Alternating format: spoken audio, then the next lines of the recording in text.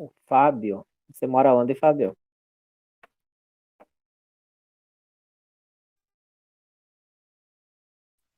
Cruz Alta, professor. Cruz Alta. Não foi você que eu te vi numa missa na catedral? Provavelmente eu ou minha mãe. Você vai lá na catedral na missa? Sim. Acho que eu te vi lá. Quem que é a tua mãe, Fábio? Nelly Souza e Silva. Ah, sim, ela tá ali na. Ela tá aqui na aula. E você vai querer estudar o que depois, Fábio? Ah, Tu vai querer fazer que faculdade? engenharia. Engenharia, mas tem várias engenharias. A civil, depois eu penso em fazer a computação. Ah, sim.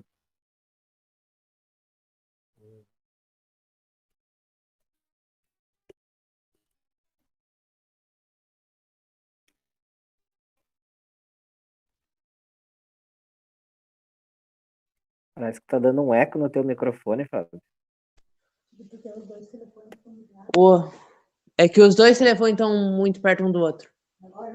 Ah, vocês estão estudando junto?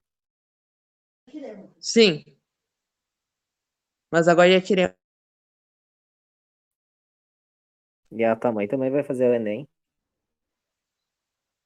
Na verdade, só tá vindo para acompanhar. Tá pensando em fazer o Enem ano que vem. Ah, sim.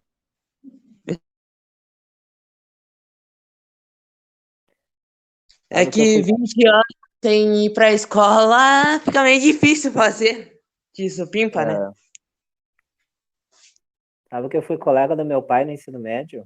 Eu estudei de noite, à noite, e o meu pai também, daí ele retornou aos estudos, daí nós fomos colega de aula.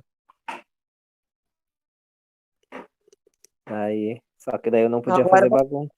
vai conseguir ser colega de aula também. É,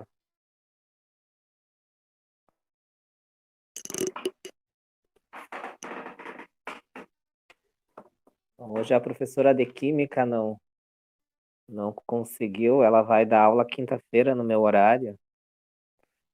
Daí eu vou dar aula hoje no lugar dela.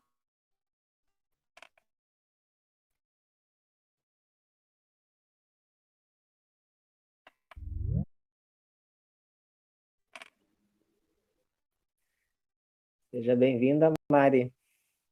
Agora espero de falar com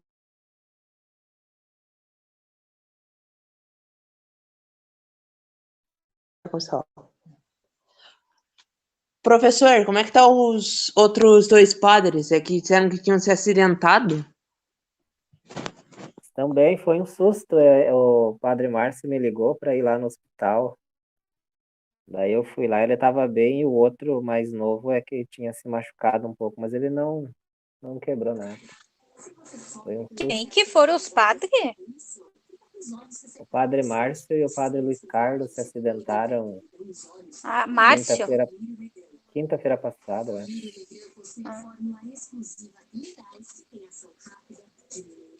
Mas Fecharam agora no eles estão caminhão. bom, bem.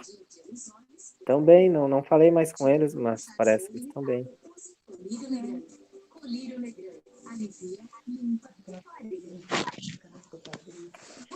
Tô contando Professor, os dias pela tua palestra na Natividade. Ah, sim, vai ser no final do mês, né? Sobre a Sim, parte dia da missa. 31. Uhum. É, Muito bom. sábado à tarde. Eu já aproveito e fico um pouco na minha mãe, porque a minha mãe é de Juí. Ah, é? Ela mora Onde lá que no ela bairro mora? Getúlio Vargas. Bem, é longe. Sim. Sexta-feira eu vou para Ijuí, eu vou fazer a prova de proficiência em inglês na Unijuí. Na Unijuí. Sim. professor, o outro padre que se acidentou foi o padre Luiz? Sim, o Luiz Carlos. Hum. Aquele que foi ordenado há pouco tempo. Até alguém me mandou uma mensagem perguntando se era eu que estava com o Padre Márcio, daí eu disse que não.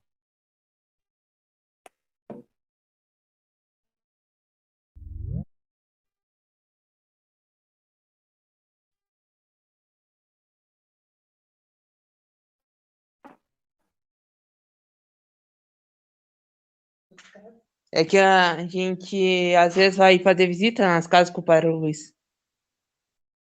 Sim, sim, ele vai bastante nas casas. Mas eu acho que ele tá Ele bem, né? Foi só um susto.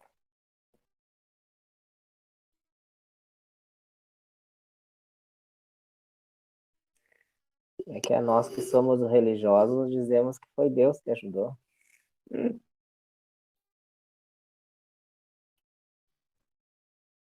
Mas para quem?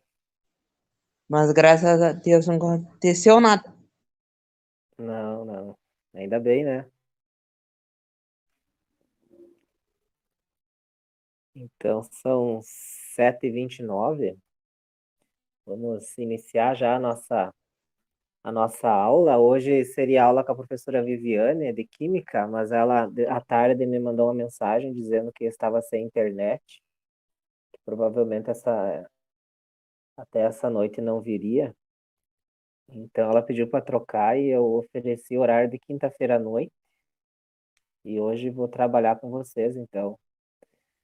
Na verdade, no nosso cronograma, nós trabalharíamos na, na aula, nós trabalharíamos a questão da violência, né? Porque nós temos um cronograma que vem desde o que é a cultura, educação, trabalho, cidadania, a Constituição, seria hoje a violência. Mas eu decidi adiantar um conteúdo que é o início da sociologia, que é o pensamento do Augusto Comte e do Emile Durkheim. Claro que nos cursos normais de sociologia, esse conteúdo ele vem primeiro, né? Primeiro se estuda ali os fundadores da sociologia, né? O Comte, o Durkheim, o Max Weber, o Karl Marx, e depois se estuda aqueles conteúdos, conteúdos, né, que perpassam a sociologia. Nós decidimos não então fazer o contrário, começamos direto pelos conteúdos, né, transdisciplinares ou transversais da sociologia para nós terminar nos fundadores. Mas hoje nós vamos adiantar um pouco, né, o que seria um dos últimos conteúdos. E, e eu digo para vocês que hoje a aula é importante, porque esse conteúdo certamente cai no Enem. Né? Certamente vão perguntar sobre o pensamento do Durkheim. Geralmente cai Durkheim, Weber e Marx, né? Além dos outros conteúdos.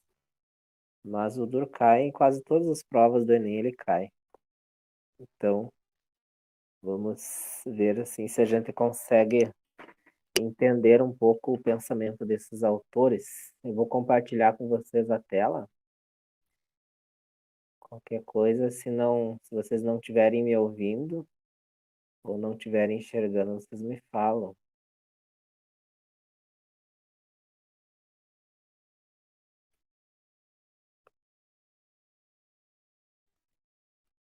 Tá aparecendo a tela, né? Sim. Uhum. Então, esse conteúdo ele foi extraído de um material da Secretaria da Educação de Pernambuco. Ele está na internet, se vocês quiserem buscar. Ele tem como título As Ciências Sociais e os Primeiros Sociólogos.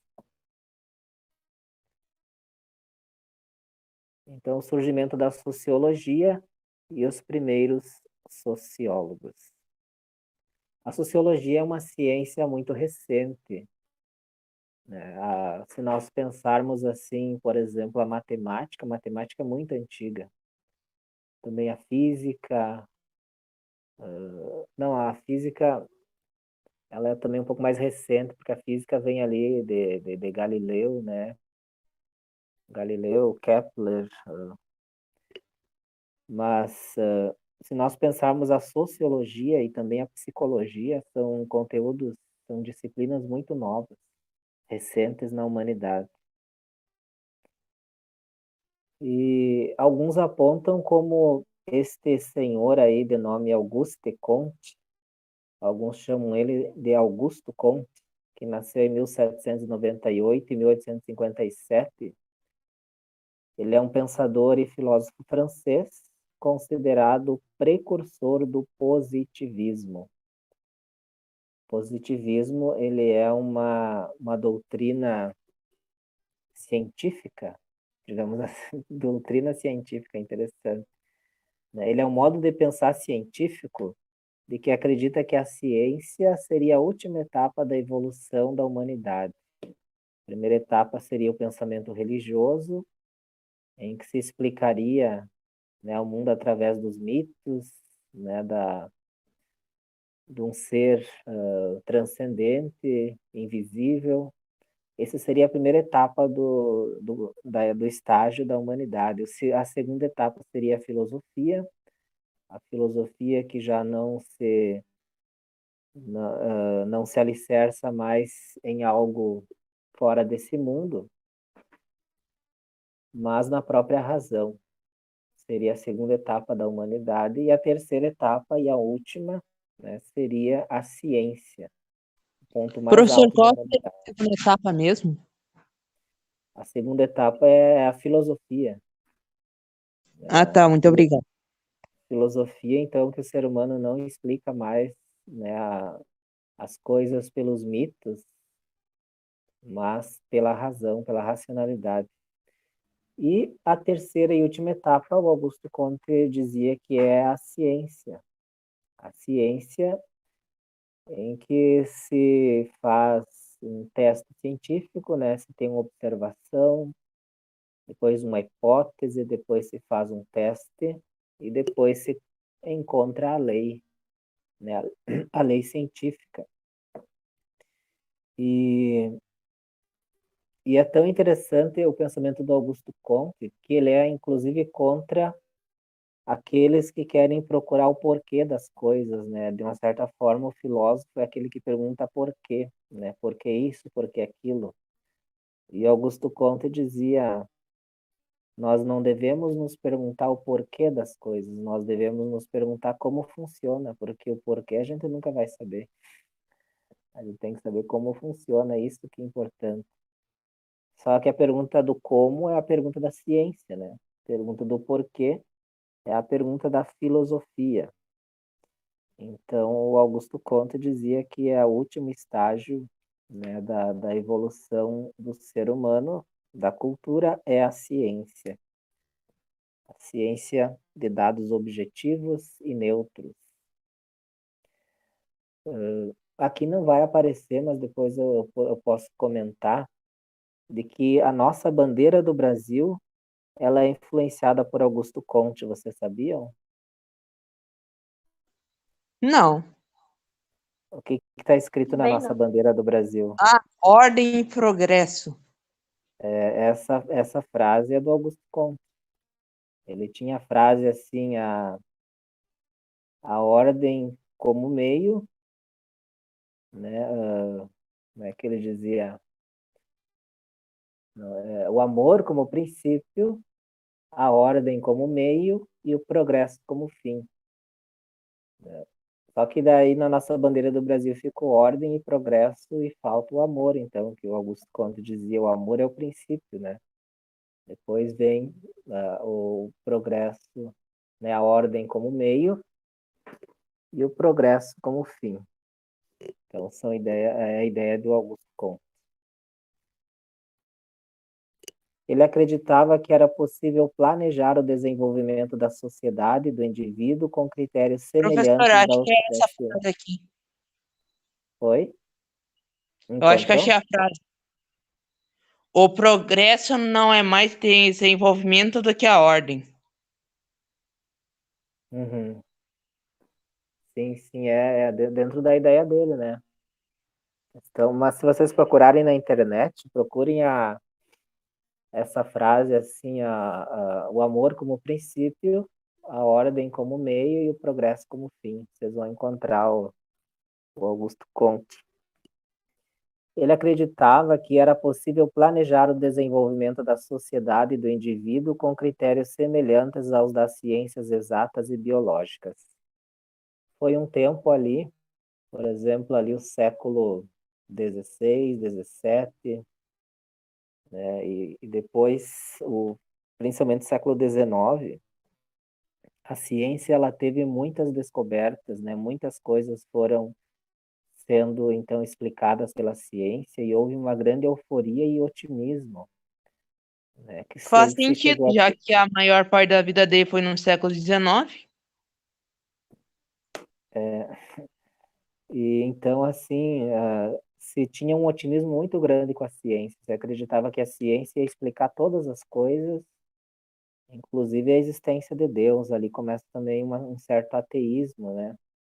E que a ciência traria o progresso, traria a felicidade, e que o ser humano, num certo momento, não precisaria nem mais de Deus, né? Porque a ciência traria tudo aquilo que ele precisava. Então, o Augusto Comte percebeu que não existia um estudo da sociedade, né? Então, ele propôs que a sociedade também deveria ser estudada, mas com a metodologia e com os critérios das ciências exatas e biológicas, né? Que tem todo esse processo, né? Primeiro uma observação, depois uma hipótese, depois um teste, né? Então tem que ser provado, e depois se consegue uma lei, né? Uma lei universal, diria o Aristóteles, uma lei universal e necessária para aquele fenômeno.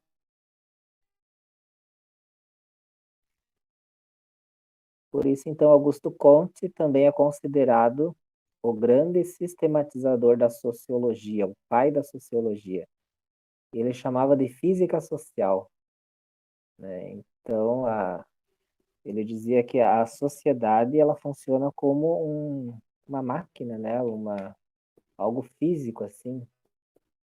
E é só a gente descobrir qual é a lei por trás de tudo isso que nós conseguimos descobrir como funciona.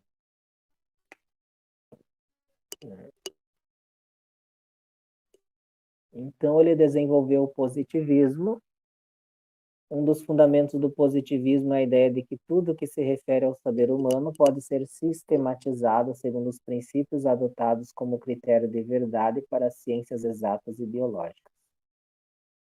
Então, tudo aquilo que o ser humano conhece, né, pode ser reduzido à metodologia das ciências exatas e da biologia. Na história, o positivismo ele entrou na questão das fontes. Por exemplo, quando se estuda história, né, o pensador positivista diria: nós precisamos das fontes escritas, né? Nós precisamos de um documento, precisamos de um texto, né, que comprove que aquilo ali existiu. Se não for encontrado esse documento, esse escrito, então quer dizer que aquilo ali não era verdade, né? Então, os historiadores positivistas, eles confiavam muito nos documentos históricos, principalmente os documentos escritos. Dentro, depois da história, vai haver esse debate entre os pensadores positivistas e depois vai entrar aqueles que vão dizer que o documento histórico não precisa ser somente um texto escrito, mas pode ser um objeto, né? Pode ser um relato, um relato oral de um fato, pode ser até uma música, uma comida, né? A tal da nova história, a história dos análises, como se diz. Também os marxistas também, eles vão entrar em debate com os positivistas, dizendo que às vezes a gente não tem tanta objetividade assim nas coisas, né? Às vezes o conhecimento ele se confunde com o objeto. Às vezes a gente não consegue ser neutro. Se nós pudéssemos reduzir o que é o positivismo, é um conhecimento neutro. né? É um conhecimento certo e neutro. Aquele que pesquisa ele não se mistura com aquilo que é pesquisado, ele consegue algo verdadeiro. É como se nós disséssemos aquela frase muito conhecida e muito repetida: contra fatos não há argumentos. Vocês já ouviram falar essa frase? Sim. Contra fatos não há argumentos. O problema é que depois se considerou que os fatos não existem. Existem somente interpretações de fenômenos, né? E isso, o positivismo, ele era contra, né? Ele dizia que existem sim fatos, e esses fatos podem ser conhecidos e transcritos como uma lei. Esse pensamento ele vai influenciar o Émile Durkheim, né? Que logo nós vamos ver, depois de Augusto Comte, Émile Durkheim ele vai seguir esse critério, né, de conhecimento científico. Para Comte, a análise científica aplicada à sociedade é o cerne da sociologia, cujo objetivo seria o planejamento da organização social e política.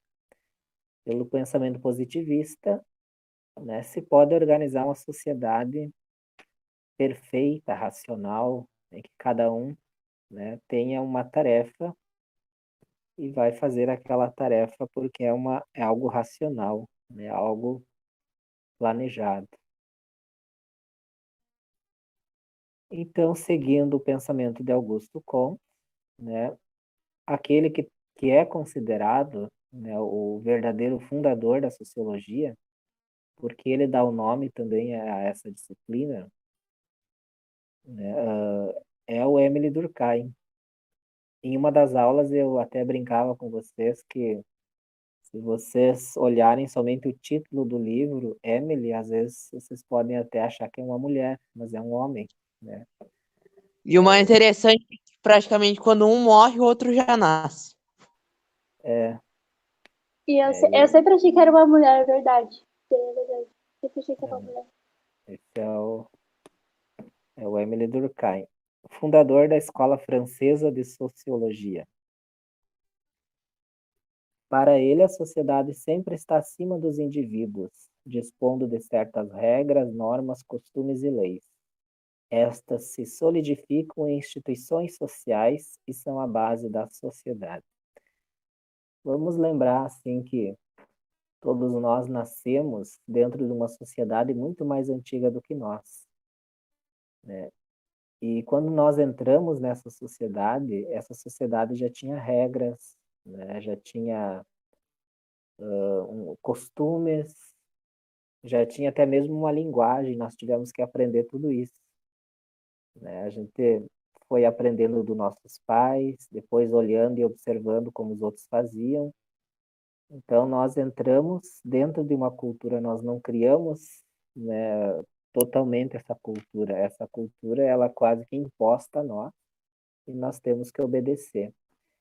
Isso é o que o Durkheim chama de instituições sociais, né? Nós entramos no mundo, as instituições existem e essas instituições nos pressionam para que nós nos comportamos segundo essas instituições. Por exemplo, quando nós temos o nascimento de uma menina e de um menino, né? Geralmente se compra uma roupa azul para o menino, né? E uma roupa rosa para a menina. Claro, além do azul tem outras cores. Mas se a gente compra uma roupa rosa para um menino, né? Os outros já vão ficar olhando, mas como, né? Também, geralmente O os mais pais dão, hilário antigamente era o contrário. é, aí às Sim, vezes porque os o pais, rosa era usado para os meninos porque era mais próximo do vermelho e o azul era o azul celeste para as meninas. pode ser. Mas daí os pais às vezes compram uma bola para o menino e uma boneca para a menina, né? Por que não pode comprar uma boneca para o menino também? E quando ele crescer, ele vai ter que aprender a cuidar dos filhos também, né? Então, o Durkheim, ele nos faz refletir assim que tem coisas que não são nossas, mas são da sociedade, e a sociedade vai nos formando, nos moldando, né? Isso são as instituições sociais. Então, Durkheim enfatiza que a necessidade da coesão e da integração para a sociedade se manter. Então, o Durkheim acredita assim que cada um na sociedade tem um papel, né? Tem uma função, tem uma tarefa.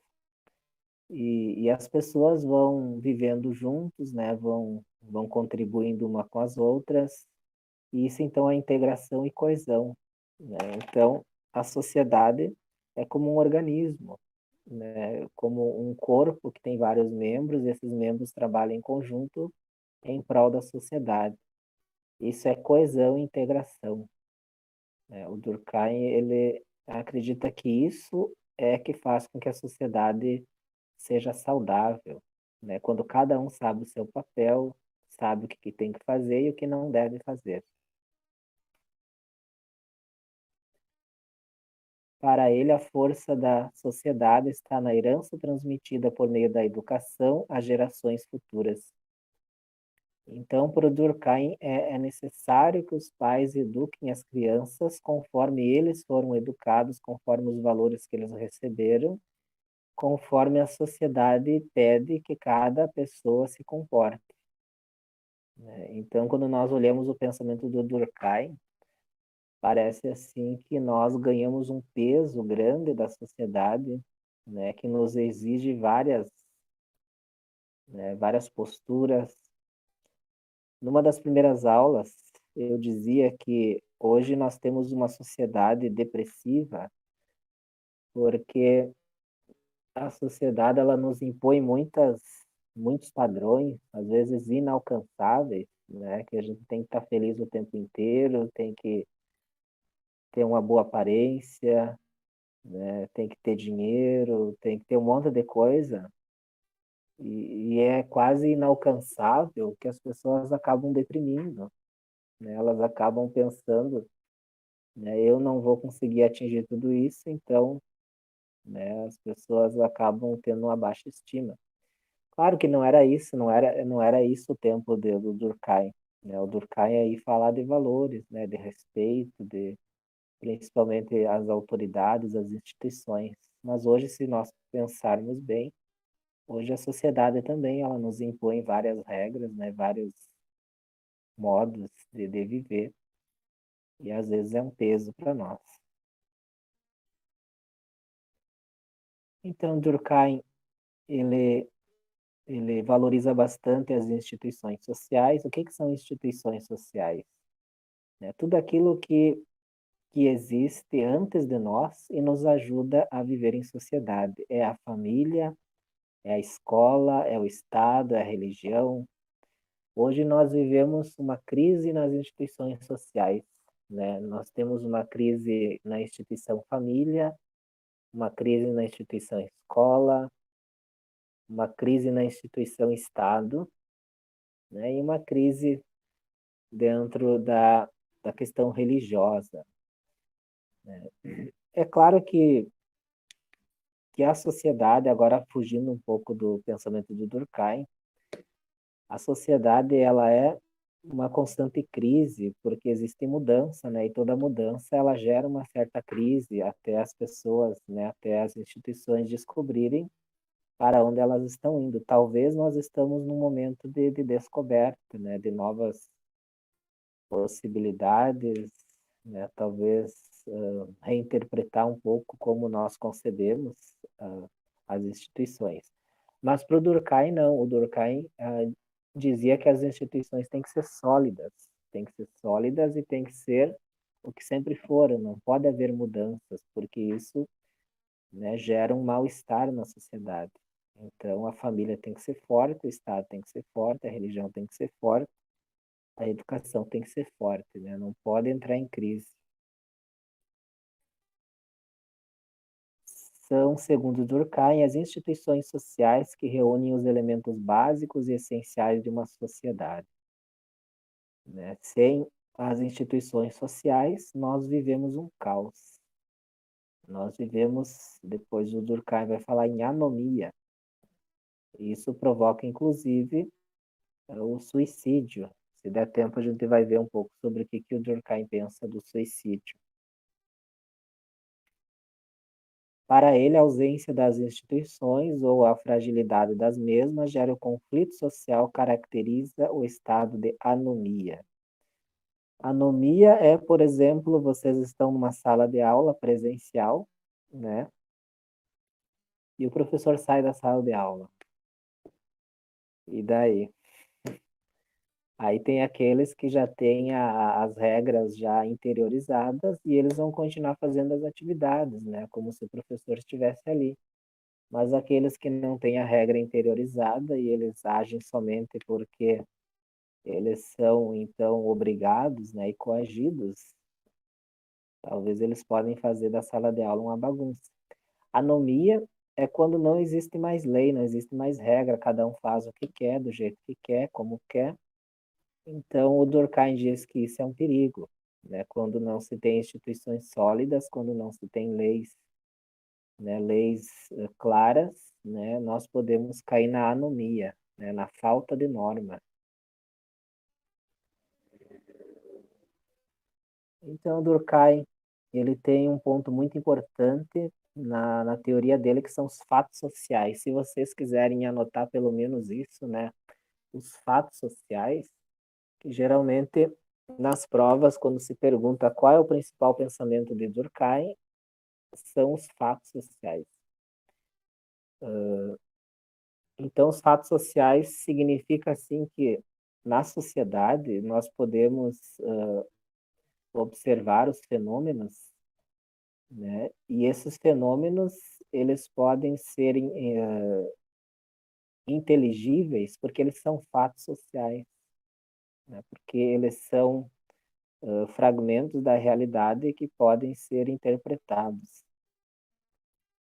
Então, Durkheim também tem como objeto de estudo os fatos sociais. Ele considera a socialização um fato social amplo e revela que os fatos sociais têm três características fundamentais. Vamos pensar assim, o que seria um fato social? Quando dentro de uma sociedade acontece uma coisa e todo mundo age da mesma forma. Aquilo ali é um fato social. Por exemplo, sair na rua com roupa, né? Isso é um fato social.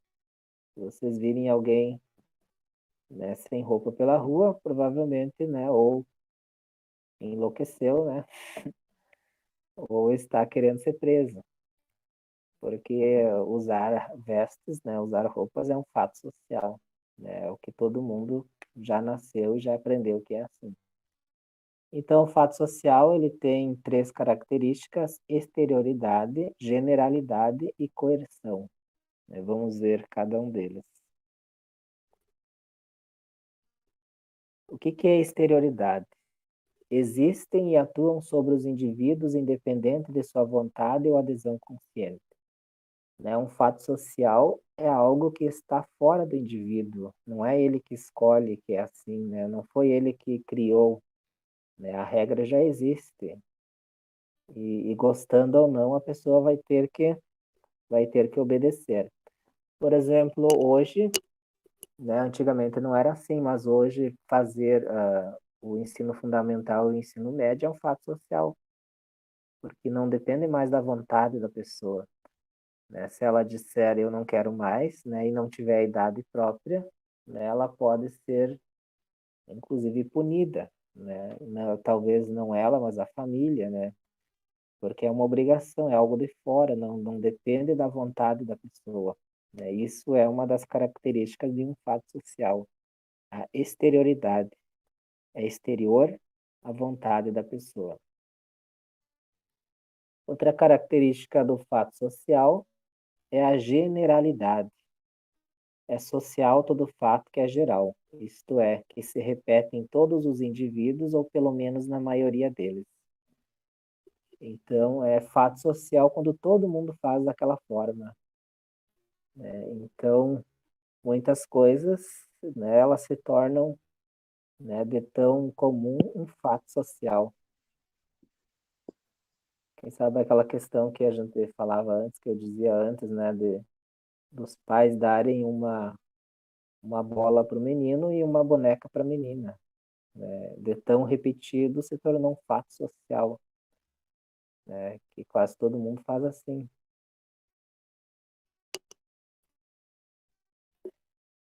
Mas também nós temos a questão da coerção. E isso é interessante, né? Porque define um fato social não somente porque a pessoa está fazendo ali, né? Porque acostumou, mas se ela não fazer, ela pode ser punida, né? Isso é coerção. Exercem força sobre os indivíduos, levando-os a conformar-se às regras da sociedade em que vivem, independente de sua vontade e escolha. O grau de coerção de um fato social pode ser identificado pelas sanções sociais que ele provoca. Então, no fato social, né, se a pessoa tentar agir diferente, em determinada situação ela pode ser presa, né? Como eu disse, uma pessoa que sair sem roupa na rua, né, ela pode ser presa ou pode ir para o manicômio. Mas, por exemplo, assim, se uns pais comprarem uma roupa rosa, né, para o menino que nasceu, né, não vai haver uma punição, mas as pessoas vão ficar olhando, né, principalmente as que acreditam que existe cor para menino e para menina, né? Então, então tem coisas assim que a gente vai fazer que as pessoas vão ficar olhando, né? Ou se você no frio sair de camiseta, né?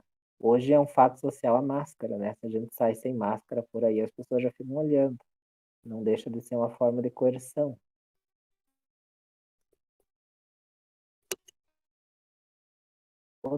Outra ideia do Durkheim é a solidariedade. Ao analisar a sociedade industrial do século XIX, Durkheim percebeu que os laços que prenderiam os indivíduos uns aos outros nas mais diferentes sociedades seriam dados pela solidariedade social, sem o qual não haveria uma vida social. Como nós vivemos junto com os outros, né, nós também compartilhamos com os outros, né, as tarefas, as regras, né? Isso é solidariedade social. A solidariedade social é observada por Durkheim da seguinte maneira: solidariedade mecânica, que a consciência coletiva prevalece sobre a consciência individual. Aqui é o coletivo é maior do que o indivíduo, e a solidariedade orgânica, a consciência individual prevalece sobre a consciência coletiva. Aqui o indivíduo, ele, depois dá para explicar melhor, pela consciência de quem ele é, né, de qual o seu papel, ele consegue se colocar, né? Então, talvez assim, mais do que o coletivo, né? Então, o que é a solidariedade mecânica? A consciência coletiva prevalece sobre a consciência individual. Depende da extensão da vida social que a consciência coletiva ou comum alcança. Quanto mais forte a consciência coletiva, maior a intensidade da solidariedade mecânica. Então, é um momento assim em que o indivíduo ele se reconhece dentro de um todo maior do que ele, né? A sociedade, e ele meio que é obrigado a viver conforme essa sociedade, né? Então, ele se sente inferior ao coletivo, né? Então, a solidariedade mecânica, né? O coletivo ele exerce uma pressão muito grande sobre o indivíduo, né? Que o indivíduo até às vezes acaba assumindo no coletivo. Na solidariedade orgânica, consciência individual prevalece sobre a consciência coletiva, processo de individualização dos membros da sociedade, os quais assumem funções específicas dentro da divisão do trabalho social. A função individual determina o lugar do indivíduo na sociedade, identidade pessoal. Aqui a troca já é um pouco mais natural, né? As pessoas elas já não agem tanto porque elas são obrigadas, mas porque elas, de tanto repetirem para elas que isso é normal, né, que isso é bom, que elas fazem espontaneamente. né? Não precisam estar sendo obrigadas, coagidas, né, vigiadas, como eu dizia naquele exemplo do professor, da professora que saem da sala de aula, né? Alguns alunos vão continuar agindo como se nada tivesse acontecido, né? Porque tem já interiorizado que aquilo ali, aquelas leis são boas, né? Que é assim que se deve agir. Já outros que não têm interiorizado muitas normas, né, vão achar que agora podem fazer o que querem, já podem fazer bagunça, né? Então eles agem porque eles são coagidos, né, e não porque eles interiorizaram que aquilo é bom e é assim que se deve agir. Então a solidariedade orgânica é mais quando a norma ela é obedecida de forma natural, né, como se aquilo ali fosse assim mesmo, né? E que aquilo ali fosse bom. É assim que se deve agir. Durkheim e a sociologia enquanto ciência. Durkheim propôs um método para a sociologia que consiste no conjunto de regras que o pesquisador deve seguir para realizar de maneira correta suas pesquisas. Então, para Durkheim, a sociologia ela é uma ciência, e por isso ela tem que ter um objeto, né? O objeto são os fatos sociais, né? A sociedade, mas os fatos sociais, né? E o método é esta observação, que também, né, precisa ser científica, né? Precisa, né, ser calculada, né? Precisa ser né, bem observada, de forma neutra, sem misturar o sujeito com o objeto, assim como Augusto Comte também pensava, né? Essa neutralidade do cientista. Este método enfatiza a posição de neutralidade e objetividade que o pesquisador deve ter em relação à sociedade. Ele deve descrever a realidade social, sem deixar que suas ideias e opiniões interfiram na observação dos fatos sociais. Então, ele acreditava que o cientista ele é tão neutro que aquilo que ele observa é a realidade como ela é, né, sem nenhuma ideologia, né, sem nenhum posicionamento afetivo do pesquisador. Por isso, para Durkheim, o sociólogo também não deve se envolver nas questões políticas da sociedade, né? Não deve ter nenhum lado que ele defenda, porque ele tem que ser neutro. Isso também se pensava no positivismo.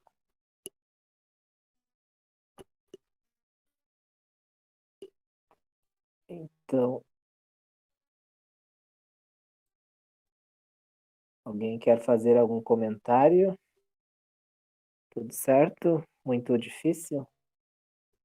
Não, bem fácil. Vamos ver então. Nenhuma dúvida. Vamos ver então o que o Durkheim fala sobre suicídio. Essa parte do suicídio eu já tinha comentado com vocês, eu acho que na primeira aula, né? Pelo menos com alguns. Mas vamos retomar porque é a ideia do Durkheim. Então já fica agora um pouco mais fácil nós entendermos qual a interpretação do Durkheim sobre o suicídio.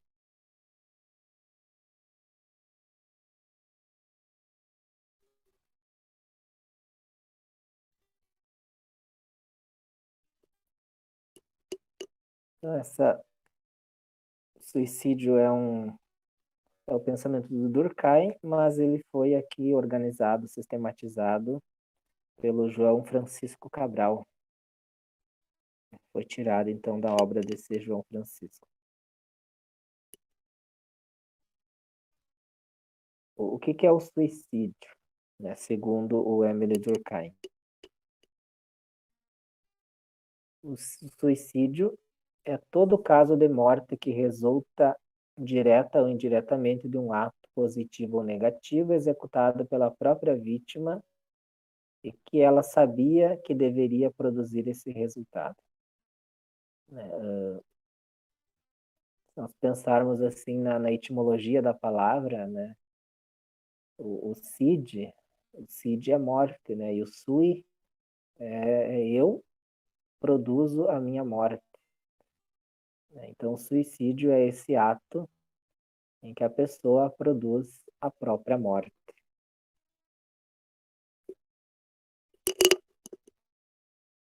Análise de todo o processo social dos fatores sociais sobre o grupo. Então, o Durkheim diz assim que o suicídio ele sempre aconteceu na sociedade, né? Sempre houve suicídio, desde que o ser humano, né, tem consciência de que é ser humano. Mas tem alguns momentos da sociedade que o suicídio aumenta, né? Aumenta o número de suicídio. E é isso que o Durkheim ele quer entender, né? Por que em determinado momento da sociedade, né, da vida social, de momentos históricos, por que aumenta o suicídio?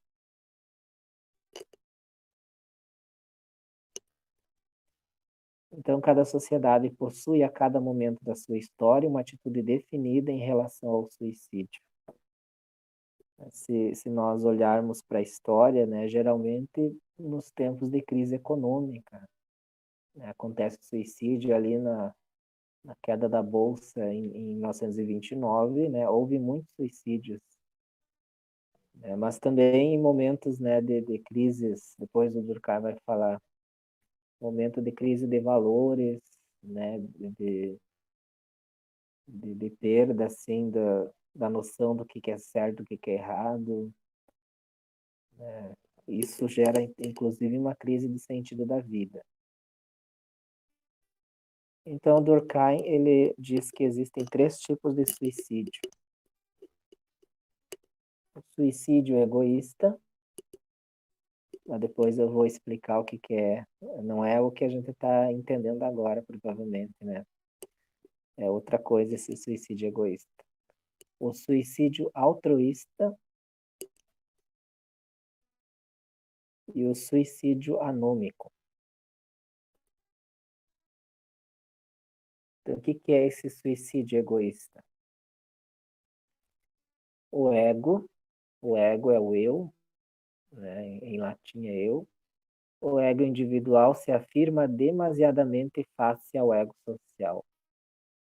No suicídio egoísta, a pessoa ela se separa da sociedade e se considera uma pessoa diferente, né? Muito diferente.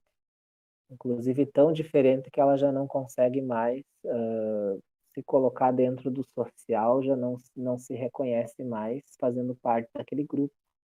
Então ela se isola, né? E ela se sente perdida, na verdade, né? Ela não se sente mais parte daquele grupo a qual ela pertence. Há uma individualização exagerada. Talvez nós poderíamos pensar aí, talvez até uma baixa estima. Talvez essa pessoa pensaria, né? Todo mundo é feliz, menos eu, né? Todo mundo tem o que quer, menos eu, né? Então, sempre essa relação todo mundo, menos eu.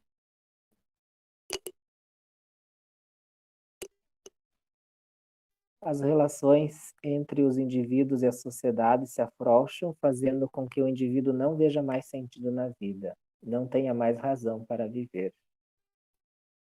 Ele olha para a sociedade, ele olha para ele mesmo e ele já não sabe mais o que está fazendo nesse mundo. Então ele não se reconhece mais parte daquele mundo e daquela sociedade. O segundo tipo de suicídio é o suicídio altruísta. Então esse é o suicídio, né, de alguém que dá a vida pelos outros. É aquele em que o ego não o pertence. Né? Aquele que o indivíduo, né, a pessoa, ela acredita que o social, né, o coletivo está acima dela e ela abre mão, né, da sua vida por causa, né, dos outros, da sociedade. no tempo de guerra, né, os soldados eles abrem mão da sua vida por causa da pátria, né, por causa da sua família, mas também por causa da pátria. Esse é uma forma, né, de entregar a sua vida por causa dos outros. Confunde-se com outra coisa que se situa fora de si mesmo. Esse indivíduo ele já não tem mais a vida dele, mas a vida dele pertence aos outros. Faz em defesa do grupo a que o indivíduo pertence. Então, para ele, né, desde que o grupo dele viva, ele pode até morrer. Exemplos kamikazes japoneses. Não sei se vocês ouviram falar nos kamikazes. Na Segunda Guerra Mundial, né, os japoneses que lutaram contra os Estados Unidos, em uma dos ataques, eles jogaram os próprios aviões, né, contra os navios, né, dos Estados Unidos. Eles eram chamados então de kamikazes, né, aqueles que optaram pela morte para poder destruir o inimigo. Também aqui o autor coloca os muçulmanos que colidiram com o World Trade Center em Nova York em 2001. Não sei se vocês estavam vivos, mas eu estava voltando de uma aula. Aí cheguei em casa, meio-dia, olhei na televisão, né, aquelas cenas lá nos Estados Unidos. A gente achava que ia começar a Terceira Guerra Mundial.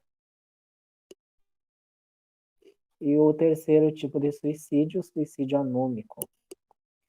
O nomos é lei, né? E o a significa sem lei. Então, suicídio quando não existem mais leis, não existem mais leis, não existem mais regras, né? As pessoas ficam perdidas. Quando a ausência de regras na sociedade, gerando caos, fazendo com que a normalidade social não seja mantida. Então, nesses momentos, as pessoas elas acabam tirando a vida porque elas né, se sentem perdidas. Né? O mundo já não tem mais sentido, aquilo que elas acreditavam que era já não é mais, os valores que elas acreditavam que seriam verdadeiros não são mais, então elas decidem tirar a vida. Esse é o caso do suicídio anômico, segundo o Durkheim.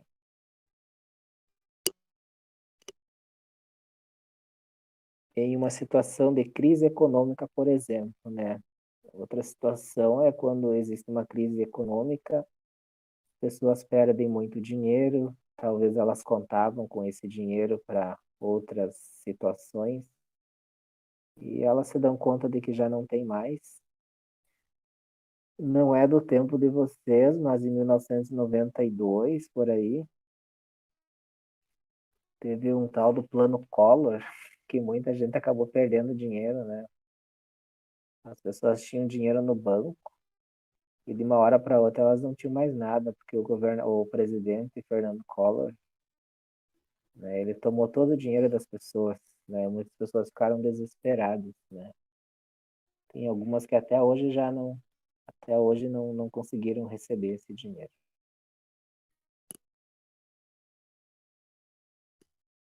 As taxas de suicídio anômico são maiores em países ricos, pois os pobres conseguem lidar melhor com a situação de anomia social. Dizem que um dos países que mais tem suicídio é o Japão. E o Japão chegou a ser uma potência ali nos anos 2000. Mas a questão do Japão é que no Japão existe muita questão da honra, né? E as pessoas que não conseguem atingir um certo objetivo, elas acabam tirando a vida por causa da honra da família, né? A honra de si mesmo. Talvez isso já venha também da tradição dos samurais, né? Que samurais, quando eles perdiam a guerra, né? Quando eles eram capturados, eles preferiam tirar a própria vida. Talvez venha daí a questão do suicídio no Japão. Mas se nós pensarmos assim em países ricos, né? pessoas tiram mais vidas do que nos países pobres. E aqui a interpretação do autor é que as pessoas pobres já acostumaram com a situação, né? Por exemplo, as crises econômicas, né? E são até mais criativas para lidar com esses problemas.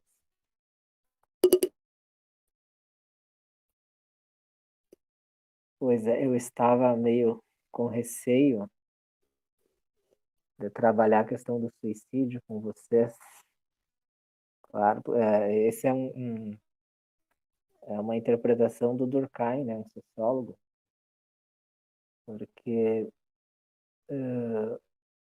às vezes assim a gente talvez pode ter até conhecido alguém que cometeu suicídio, né, e não dá para interpretar tudo também, né, como se resultasse somente dessas explicações. Tem várias explicações, né, e também não podemos julgar quem faz ou não faz, porque vai se saber o que passa na cabeça das pessoas, né?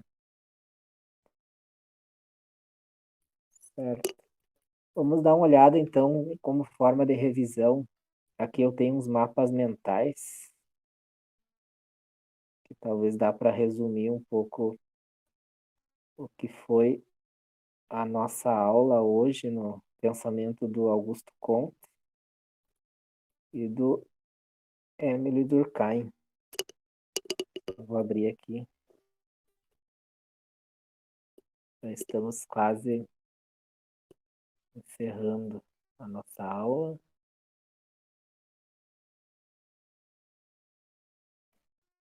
Aqui nós temos um mapa mental do pensamento do Augusto Comte, o fundador do positivismo. Uma corrente de pensamento que pretendia organizar cientificamente a sociedade, né, e dar estabilidade à burguesia que queria se manter no poder após as revoluções burguesas. Aqui entra a questão da burguesia, porque o pensamento do Durkheim vem logo depois da Revolução Francesa. E na Revolução Francesa, a burguesia tirou a aristocracia do poder, né, e tomou o poder através de uma revolução. E depois veio Augusto Comte com a ideia de que a revolução é algo ruim, né? A gente tem que manter as coisas como estão. Então ele não deixa de justificar o poder agora que já chegou nas mãos da burguesia, né? Chegou ao poder nas mãos da burguesia, então agora não precisa mais da revolução. Ele chamava de física social. Aqui nós temos os 3 estágios que eu falava para vocês, né? Ele também chama de estado. O primeiro é a religião, o teológico.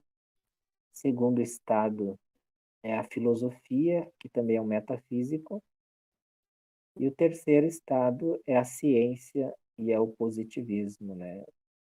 Para o Comte, a ciência é o último estágio da, da cultura humana. Então, no Brasil, ele influenciou muito o exército brasileiro, inclusive até hoje, né? O exército, ele se utiliza bastante do pensamento do Comte.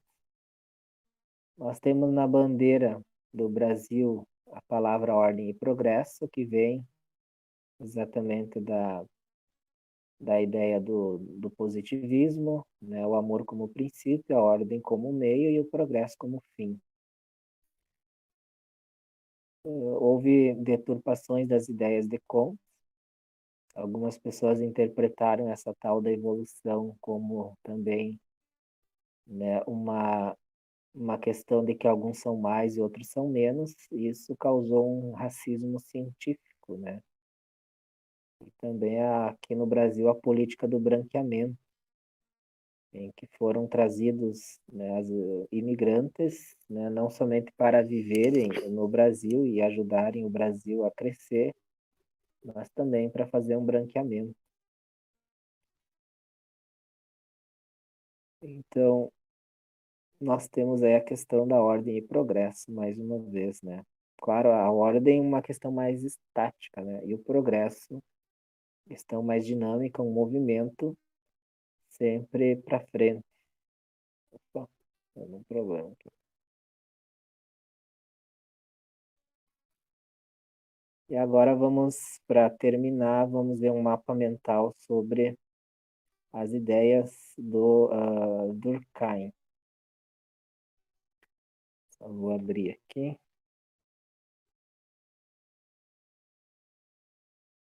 Vamos ver o que nos diz o nosso amigo Emile Durkheim.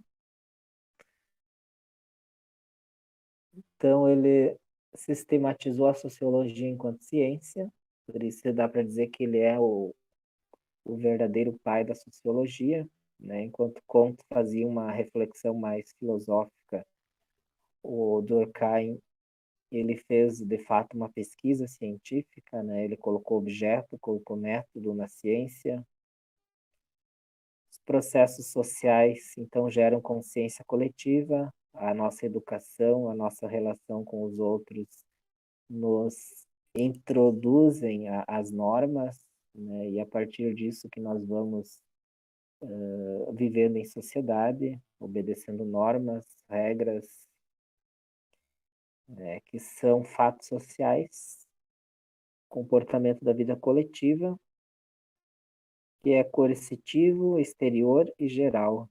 Né? Coercitividade, se nós não fazermos aquilo que é o fato social, nós podemos ser punidos ou nós podemos ser considerados diferentes. Exterioridade, né, não depende de nós querermos ou não, as normas existem. Generalidade, né, que as normas são obedecidas por todos. Aqui nós temos a questão do suicídio, né, o suicídio egoísta, o altruísta e o anômico. Aí nós não chegamos a ver a questão das coisas, né, a sua neutralidade, objetividade e distanciamento. Mas é a questão da ciência. A ciência tem que ser neutra, tem que ser objetiva, não pode misturar o sujeito e objeto do conhecimento. Solidariedade mecânica e orgânica. Né? Orgânica é aquilo que é mais normal, mecânica é aquilo mais forçado. E os fatos podem ser normais ou patológicos.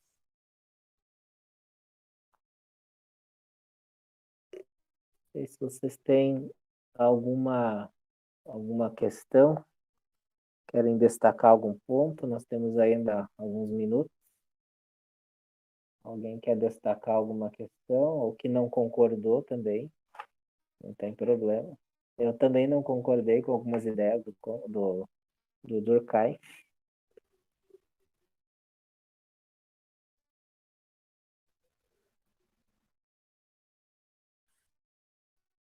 Certo? Então, esse conteúdo certamente vocês vão usar no dia da prova, porque o Durkheim sempre cai no Enem. Certo? Então, vocês vão ter aula agora às 8h45 com a professora Nelly, aula de literatura.